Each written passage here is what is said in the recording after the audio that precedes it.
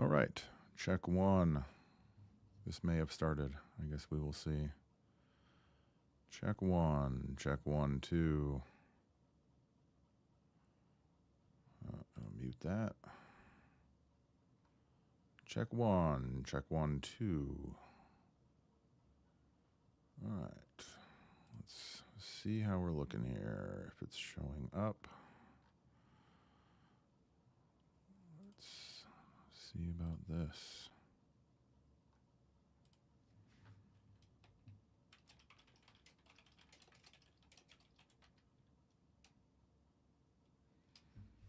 No, I'm not going to do that. Oh.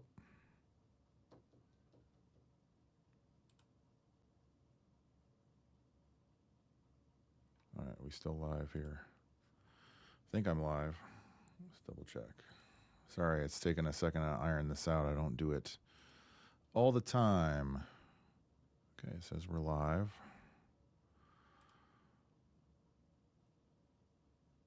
YouTube appears to be live. There's a chat going there. Let's see if I can pull up a chat on my phone. This is going to be a live stream for the Medieval History Book Club. If you would like to be in the Medieval History Book Club, we just read The History of the Holy War by Ambroise.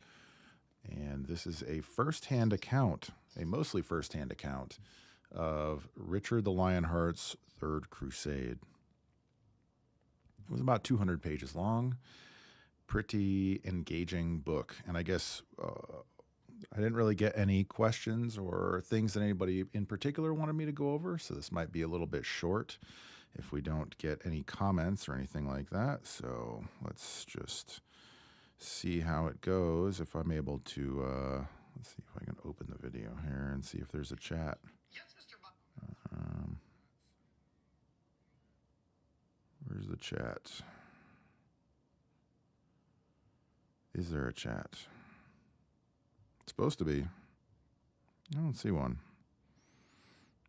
Let's see, maybe I can swap it out here and go to where a chat is, and then we'll jump right into this. First, I will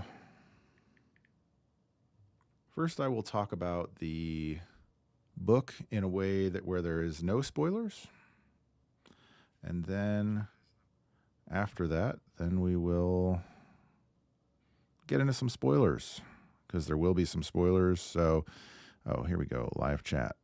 Chat messages will appear here. All right. Well, let's see if, so there is a live chat on X, and I've got the chat open here on YouTube if you're watching on YouTube. So if you have any questions, any comments, anything like that, then feel free to type them in the chat. Oh, there's the live chat. Okay, perfect. All right. Let me type something in here. So let's just double check if it's working. Hello. All right. Hello works in the appears to work in the live chat on X. And we appear to be live on YouTube. All right. History of the Holy War. It is a first-hand account of Richard the Lionheart's Third Crusade. This is the brief, spoiler-free review. If you decide you want to check it out, I would recommend it. I think it's great. I thought it was a very engaging read. I think it's a very insightful look into the Third Crusade.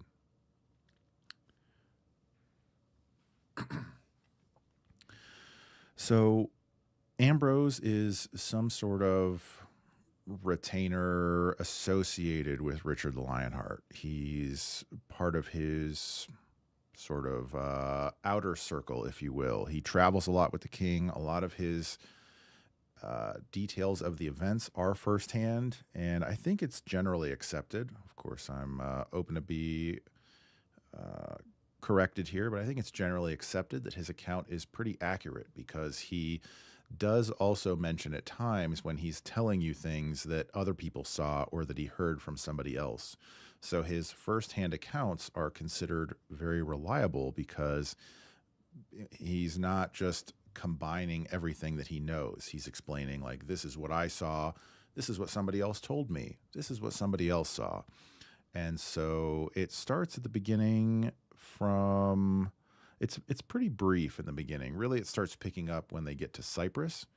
And he, we'll get to some of the spoilers, I suppose. So the book is very insightful, though, and it's actually really well done. This is one of, I've only read a handful of primary sources, but this one is really well done because you can see, for example, on the page, there is a lot of footnotes, and the footnotes are really helpful because they went through and identified a lot of the different other knights, nobles, characters in the book, and they explained about them. So there might be somebody else who gets mentioned there, and there'll be a footnote explaining that, who this person was in relation to Richard, or who this person was in relation to Philip, or so you sort of get a sense of all of these different guys who are on the crusade, and it's really well done. I thought it was a really excellent book.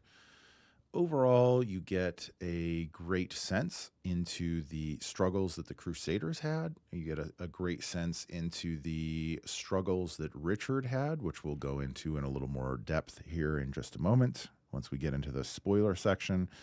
And I think it does a great job of painting. Certainly, you want to have multiple sources. So I haven't read. I believe it's Ibn Khaldun. I haven't read his account of it, the Excellent Life of Saladin, or whatever it's referred to. Haven't read that one, but would like to get to it at some point.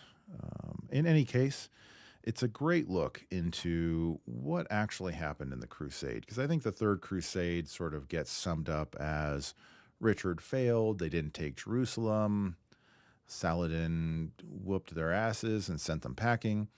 And actually reading the history gives you a much different impression, which we will get into in a moment. If you want to join the Medieval History Book Club, then the next book that we have up is going to be it's going to be this book right here. Also kind of a shorter one. I picked a couple shorter, easier ones to start because I just had my second son, so we're a little bit busy. I'm a little bit low on the sleep, but this one is Those Terrible Middle Ages, Debunking the Myths. This is by Regine Pernaud, and she was born in 1909, and she went from the École de Chartres and the Louvre to work as a conservator of the Museum of Reims, and then at the National Archive, and eventually she became director of the Joan of Arc Center at Orléans. And so she made a lot of writings of the medieval period, and so these are her writings about the medieval period, and I believe this was originally published in the 60s, actually. 1977. So it's almost 50 years old. So I don't know. I think I saw it had good reviews and looked pretty interesting. And I was certainly interested to hear what she had to say about myths that people thought of the medieval period 50 years ago. So I guess we'll get into that one next. If you want to jump into it, if you'd like to see the home of everything, then that's going to be on the Substack. And my Substack is at Memory Medieval, just like my YouTube channel is Memory Medieval, and my X account is at Memory Medieval. So any of those places that you want to follow along, and actually on YouTube, this weekend I'm hoping to release my review of Manor Lords, the video game. So shout out to Medieval Diesel in the X chat there. So what's up, my man? All right. So anyway, thought it was great. Highly recommend it. I think you should pick it up. And now let's talk about the spoiler version. So if you are going to pick it up, you do want to read it, you don't want to get any spoilers, this would be the time to click off, because now we're going to get into the spoilers and we're going to talk about things in detail. We're going to talk about my opinions about the book and my thoughts on it, and we're going to get into it a little bit. So if you have any comments or questions, feel free to pop into the YouTube or the X chat and let me know if you have any comments or questions about it. So, all right, first things first, I think one of the things that really this book really did for me in terms of my perception of the history is it really helped me to understand the proper dilemma that Richard the Lionheart was in. And you really start to get a sense of that as the book goes along. Uh-oh, let me mute this. Sorry. You really start to get a sense of that as the book goes along because, it just becomes obvious the different problems that he's having. He's having logistical problems as far as not having the manpower. He is commanding, and which he's, I think, widely acknowledged as the commander of the army. But the army also has disparate factions. This is not Richard's army per se. He's supposed to be leading the Crusader army. If you're familiar with the First Crusade, you are aware of how the army was made up of these different factions. Bohemond had his army. Godfrey of Bouillon had his army. Robert of Flanders had his army. Robert of Normandy the Duke of Normandy had his army. These various, Raymond of Toulouse had his army. And so the First Crusade was all of these different princes working together, and then at various times you would have disagreements or arguments. There's several examples of this. When Stephen of Blois and Hugh of Vermandois, when they leave, abandon the First Crusade, just before the pivotal conflicts at Antioch, or when Baldwin, who is Godfrey's younger brother, and Tancred, who is Bohemond's nephew, when they sort of splinter off and go start taking some cities, Baldwin ends up settling and creating the county of Edessa. Tancred ends up coming back and sticking with the army and making it all the way to Jerusalem. After Antioch, Raymond and Bohemond had serious disagreements about Antioch, and so there was a large stalemate at Antioch before eventually the army sort of peer pressured them into continuing. And then Raymond and Godfrey and Tancred and the two Roberts continued on to Jerusalem, and Bohemond stayed behind.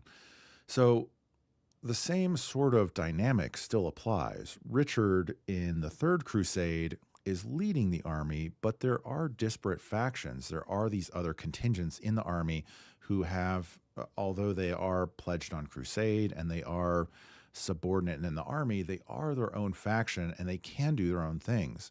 The Templars and the Hospitallers are an example of this. The large French contingent, which I think the French contingent makes up the second largest faction of the army outside of Richard and his various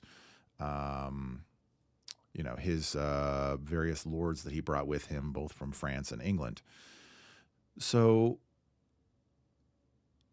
part of the problem that Richard has, which is well documented in the book, is that the various factions who are there with him have different ideas about how the crusade is supposed to go, much like the First Crusade.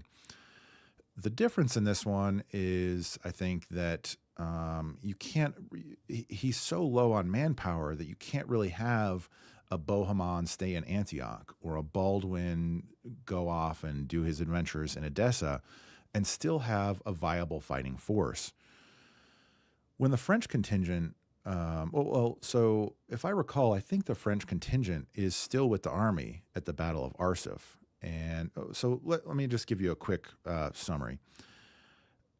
When Richard arrives, they're at the siege of Acre, and I believe they take it about 6 weeks after he arrives. The siege went on for over 2 years, if I recall correctly. And as soon as they take the city, Philip, the Count of Flanders, dies, and Philip, the King of France, is sick, along with Richard. He's also sick. And so Philip uses his illness as a pretext to leave. The theory is that, maybe he was sick, or maybe he wanted to go and sort of handle the secession of Flanders as maybe best for him, is kind of the idea. So, Shout out to my guy Steven in the chat. First ever live streaming he's watched. So appreciate you watching. Thanks for checking it out. Non rega messe. I have no idea what that means, by the way. I just see your username all the time, and I think to myself, I have no idea what that means, and still don't. So anyway, so the theory is that maybe he wanted to go and acquire Flanders for himself, or maybe he was sick. It's kind of unclear. Maybe Richard said some mean words to him and he was butthurt and decided to leave. Nobody knows exactly why he left. But Philip leaves, and he leaves behind a French contingent, which is seems like it's headed by the Duke of Burgundy. But they certainly have their own ideas about things. And the other part of the problem is the Duke of Burgundy has to borrow money from Richard to sort of keep his own men afloat as things are going along. So that creates some financial pressure, and then the French contingent is kind of doing their own thing. The other part of the problem is that you have Guy of Lusignan, who was previously, before being in the Holy Land and marshaling the army or captaining the army, generaling the army at the absolute disaster of the Battle of Hattin. He was one of Richard's vassals in, I believe, I can't remember if he's from Poitou or Anjou. He's from one of those places. He was one of Richard's vassals, had a falling out, and basically got exiled, and then sort of started his second career in the Holy Land, and worked his way up. The whole disaster, the Battle of Hattin, and then he's he basically there's two sort of main powerful guys then, which is him for sort of reasons unknown. He still is doing his thing. And then there's Conrad of Montferrat, who arrives as Saladin is sort of rolling up the rest of the kingdom of Jerusalem and makes the defense at Tyre and sort of repulses Saladin and becomes a rallying point for new crusaders and for those in the kingdom of Jerusalem to abandon their castles and sort of rally at Tyre. Conrad of Montferrat is closely related to Philip, the King of France. Guy of Lusignan is a vassal, if not a relative. I think he might also be a distant relative, but he certainly is a vassal of Richard Lionheart. And so you have that sort of dynamic between Conrad and Guy, and they don't want to cooperate with each other. And so you have that sort of friction. Conrad also is obviously in charge of the largest local faction there, of all of the rest of the knights and nobles in the kingdom of Jerusalem that have fled their various castles and rallied at Tyre, and he decides to sit the entire crusade out. So he spends the entire crusade in his city of Tyre. He doesn't help out at all. So Richard doesn't have that manpower. Philip leaves. He doesn't have that manpower. The French contingent that is left is fairly belligerent, so he sometimes has that manpower. And then he has the other factions, the Templars, the Hospitallers, and then apparently there's some German faction or a Hungarian faction that arrived from Barbarossa's army. There seems to be a few thousand troops that maybe arrived from his large army after it melted away after his and his son's death. But essentially, Richard has this coalition that he has to manage, and it's not straightforward so much as being able to just make a command and have people do the things that they want. Because what happens is after the siege of Acre, they start moving down the coast to take more cities and move towards Jerusalem, and they end up at the Battle of Arsuf. Saladin ambushes the army at Arsuf, apparently right after this forest, and the Crusader army has, I believe it's 12,000 men. That is not a lot considering the amount required to siege the city of Jerusalem. And it's actually, if I recall, it's actually not that much fewer. I think the first crusade actually made it to Jerusalem. I think it was somewhere with around 15 to 20,000 men, but there's a big difference this time. The big difference this time is that the Muslim world is not fractured and confused and, sort of fighting each other, they are unified behind Saladin. So the city can put up a unified defense at the same time that Saladin can have his army, which numbers anywhere from 20 to 30,000, it seems like, at any given time. He can have his army outside of the city and end up sort of strategically pinning the Crusaders against the wall of the city. Also, they're much more aware the Crusaders are coming this time, so the supply routes between the coast and Jerusalem are apparently at this time along just a handful, maybe 2 or 3 narrow roadways that are easily ambushed and cut off. So it becomes apparent as Richard goes along in this crusade that, well, and I should also add, the Templars and Hospitallers are concerned that if they take the city, basically, as happened in the First Crusade, 90+% of the army will just leave and they won't really have any manpower to hold the city. I don't know how much they mention that as a concern. I don't know how much of a concern that is, because I think that the big concern was that they just weren't going to be able to take the city. The real strategic issue becomes that they don't have the manpower to secure supply lines between the coast and the city. And they don't have, and obviously Saladin and the Muslims know that they're coming. They can block up or poison a lot of the water supply that's around the city. So not only would you not be able to get food supplies or maybe military supplies along that route, which I believe is about 20 miles, 20 kilometers or 20 miles, I forget which, but it's a decent distance. Not only would you not be able to get the supplies, but you wouldn't even have potentially fresh water.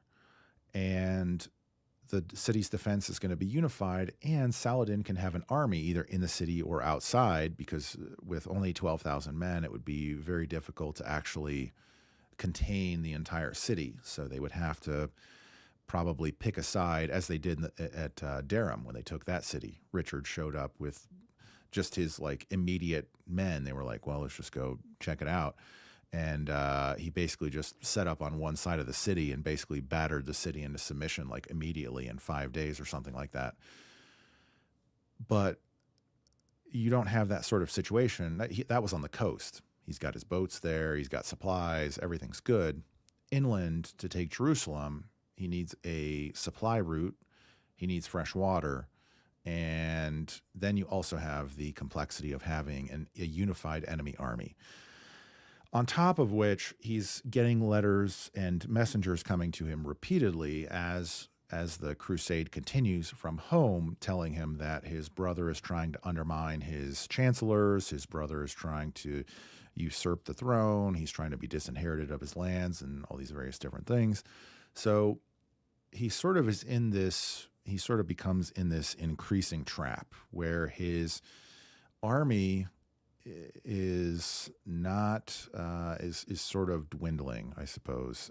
I don't know how much it's, but every casualty, obviously, you're not necessarily getting it replaced.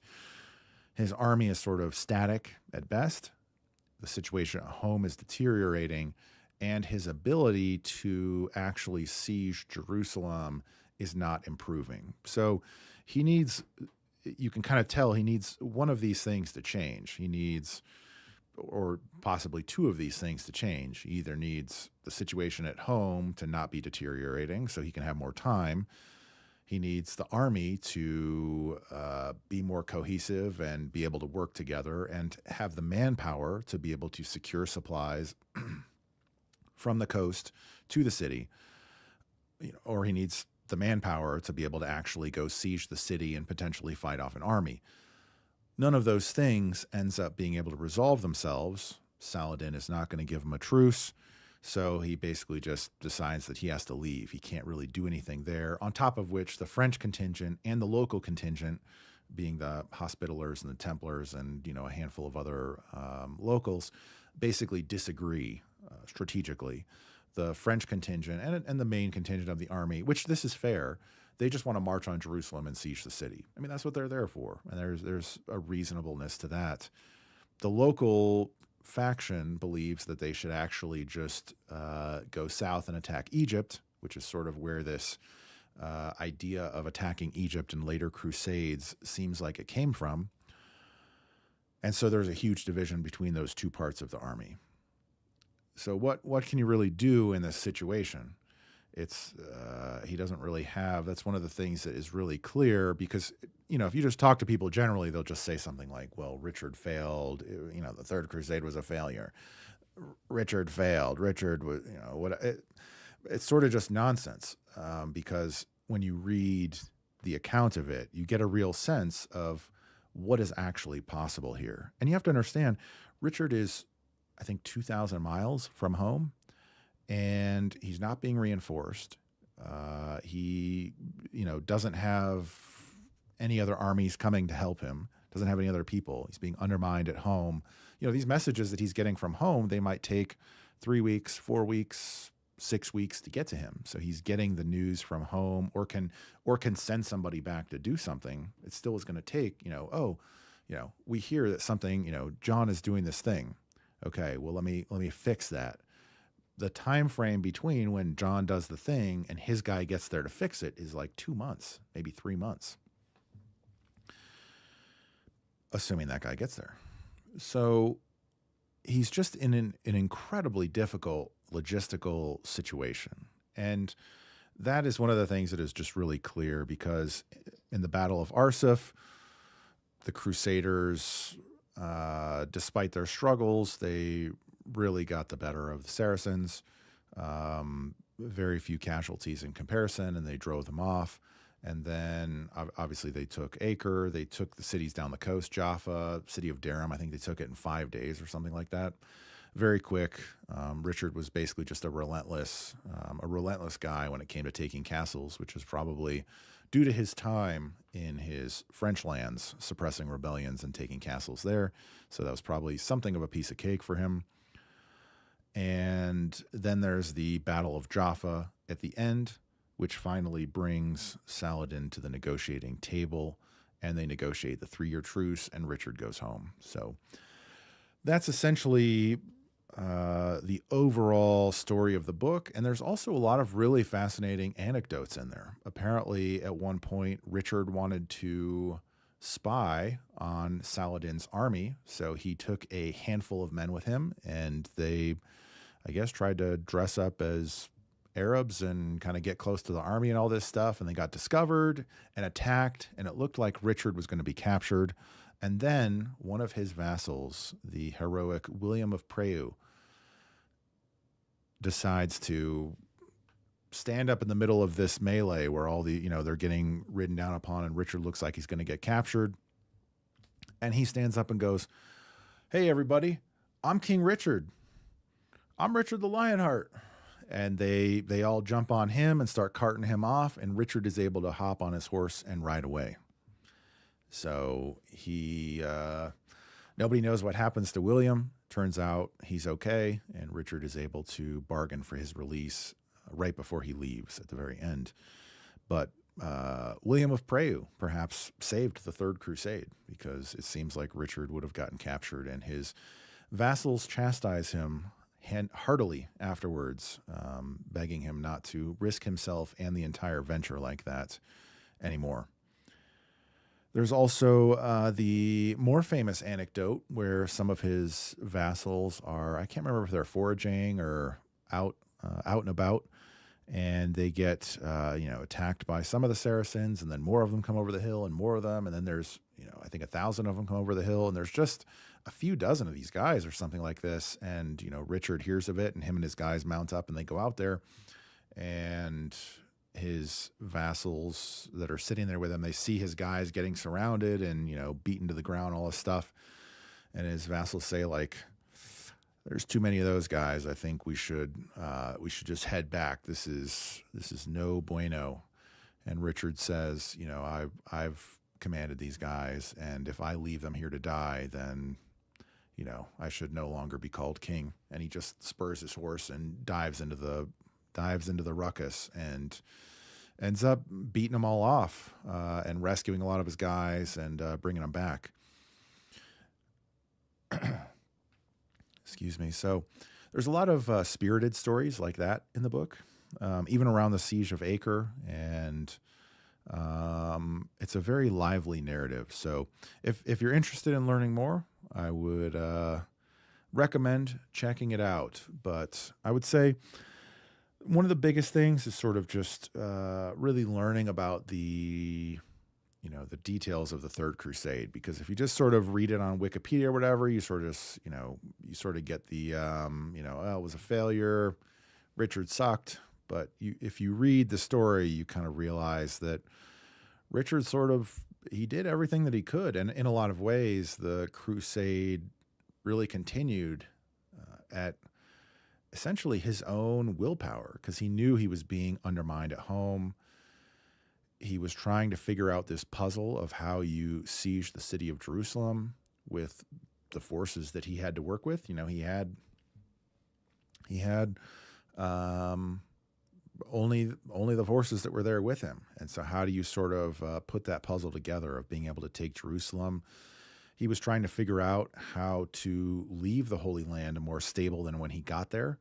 Because even though Guy of Lusignan was his guy and he champions his cause the whole time, eventually he brings everybody together and says, okay, well, what's the solution here? How are we going to, who's going to be the king of Jerusalem?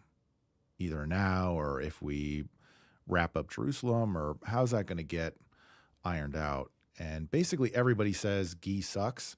We want Conrad. That's pretty hard for Richard to stomach. And so he says, all right, I got to leave this place stable. And if everybody wants Conrad, then, we'll let Conrad be the king then. And so Conrad gets the news, but, I guess who knows the, veracity of this alleged anecdote, but Conrad gets the news that he's going to be king of Jerusalem, and he exclaims something like, this is fantastic news. I want to thank God. And, if God finds me worthy, then, he will make it so. And if he doesn't, then, uh-oh. And then he's shortly after assassinated by the assassins. So I guess that tells you what you need to know, I suppose. And but that causes a real problem for Richard. And I guess I should add, that's one of the things that you also will encounter all the time online when talking about this, is how Richard is involved in the assassination of Conrad. And they even talk about it in the book. About Ambroise talks about how this is a false charge leveled at Richard. And I think it's pretty fair to say that there's a 0% chance that that Richard ordered the assassination of Conrad. Lots of things would have to be, how would you put this? Would have to be completely reversed in order for that to happen. As I understand it, the assassins never carried out murder for hire. So they never murdered anybody for money for anybody else. So if he can't pay these guys to murder anybody, how would Richard have paid them to murder Conrad? On top of which, Richard had just agreed to allow Conrad to become king of Jerusalem so he could leave. He wanted to leave, and he was packing up to leave. So he would have to then be, it would be against his own interest for something to happen to Conrad, because he was trying to leave and go secure his lands back home. It would have to be against his character. There's no other instances of Richard hiring assassins or doing anything like that. So it would have to be something where, Richard seems to have always dealt with people very directly. If you have a problem, he just goes to your castle and breaks it down and whatever, kills you or handles the problem. So, and he just let Conrad sit entire for the entire crusade. So why all of a sudden he's going to assassinate him against his own interests, using hitmen who are not available for hire? The whole thing is I think it's pretty clear the whole thing is nonsense. Also, I should add, the reason why Richard is accused of assassinating him is because these two gentlemen from the Assassins, I shouldn't call them gentlemen, these two guys from the Assassins who assassinated Conrad, one of them was killed on the spot. Another one ran to a church and was captured. That may be backwards. In any case, and the guy who was captured was tortured by Conrad's men. Conrad's men are obviously hostile to Richard because Conrad was hostile to Richard. It's pretty basic. And of course, the testimony of the tortured man is that he was hired by Richard. According to either that's what he said, or the guys who don't like Richard said that that's what he said when he was tortured. Who knows? But that's where this all comes from. One guy who was tortured by guys who don't like Richard said that Richard did it. So, I don't know how many other great men are under this sort of reputational scrutiny of the testimony of a tortured person who's tortured by one of their enemies. I think even in modern times, it's pretty, I think it's pretty well understood, or sort of a standard operating procedure, that tortured testimony is unreliable. I think it's unreliable in the court of law. In any case, I think it's generally considered unreliable for obvious reasons. People will say anything to end the torture. So anyway, the whole thing, when you look at it from that perspective, I think the whole thing seems incredibly ridiculous. But that's the pretext that they use to imprison Richard on his way home from the crusade, which is against the crusading vow of not harming any crusader either to or from or on crusade, which is what causes Leopold the Virtuous, as he is known apparently now to posterity, to be excommunicated for imprisoning Richard on his way home from the crusade. So anyway, you get a very, I think, real sense of how that's pretty bogus, I suppose, by reading the book. And Ambrose makes that pretty clear. And I think it's pretty clear. I mean, I'm happy if that's wrong. I'm happy to be corrected. If there is evidence that the Assassins were for hire, then I suppose that doesn't mean that it's true, but that would be evidence that I'm unaware of. But certainly the rest of it, Richard's character and Richard's interests, he would have to go against his own character and against his own interests in order to carry out the assassination of Conrad, which seems very silly. On top of which, you obviously get a real sense that he wants things to be better and more stable when he leaves.